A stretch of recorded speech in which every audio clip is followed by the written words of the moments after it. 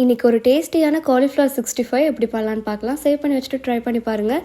இது மாதிரி நிறைய ஸ்நாக்ஸ் ரெசிபிஸ் தெரிஞ்சுக்க இந்த பேஜை ஃபாலோ பண்ணிக்கோங்க. ஃபஸ்ட்டு காலிஃப்ளவரை கட் பண்ணி எடுத்துக்கலாம். இந்த கட் பண்ண காலிஃப்ளவர் கூட சுடு தண்ணி ஆட் பண்ணி 3 to 5 மினிட்ஸ்க்கு அப்புறம் இதில் இருக்க தண்ணியை மட்டும் ஃபில்டர் பண்ணி எடுத்துக்கலாம். நெக்ஸ்ட்டு ஒரு பவுலில் அரிசி மாவு, மைதா மாவு, சோள மாவு, காலிஃப்ளவர் 65 மசாலா, சில்லி பவுடர், உப்பு, இஞ்சி பூண்டு பேஸ்ட், அப்புறம் குட்டி குட்டியாக நறுக்கின கொத்தமல்லி எல்லாமே ஆட் பண்ணி கொஞ்சம் கொஞ்சமாக வாட்டர் ஆட் பண்ணி நல்லா மிக்ஸ் பண்ணி எடுத்துக்கலாம். வாட்டரோட லெவல் பார்த்து கரெக்டாக ஆட் பண்ணுங்கள். பிகாஸ் நம்ம ஃபில்டர் பண்ணி வச்ச காலிஃப்ளவர்லேயும் கொஞ்சம் தண்ணி இருக்கும். ஸோ தண்ணி ரொம்ப அதிகமாக இருந்ததுன்னா மசாலாவில் காலிஃப்ளவர் நல்லா டிப் ஆகாது.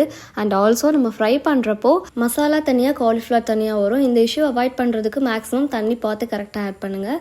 நெக்ஸ்ட்டு இந்த மசாலா கூட நம்ம ஆல்ரெடி வாஷ் பண்ணி வச்சுருக்க காலிஃப்ளவர் ஆட் பண்ணி நல்லா ஈவனாக மிக்ஸ் பண்ணி விட்டுக்கலாம். நெக்ஸ்ட்டு இது கூட லெமன் ஜூஸ் ஆட் பண்ணி நல்லா மிக்ஸ் பண்ணி விட்டு ஒரு 20 to 30 மினிட்ஸ் நல்லா மேரினேட் பண்ணி எடுத்துக்கலாம். நெக்ஸ்ட்டு ஒரு பேனில் எண்ணெய் ஆட் பண்ணி எண்ணெய் காஞ்சதுக்கப்புறம் நம்ம மேரினேட் பண்ண காலிஃப்ளவரை ஃப்ரை பண்ணி எடுத்தால் ஒரு டேஸ்டியான காலிஃப்ளவர் 65 ரெடி பண்ணி வச்சுட்டு ட்ரை பண்ணி பாருங்கள். தேங்க்யூ.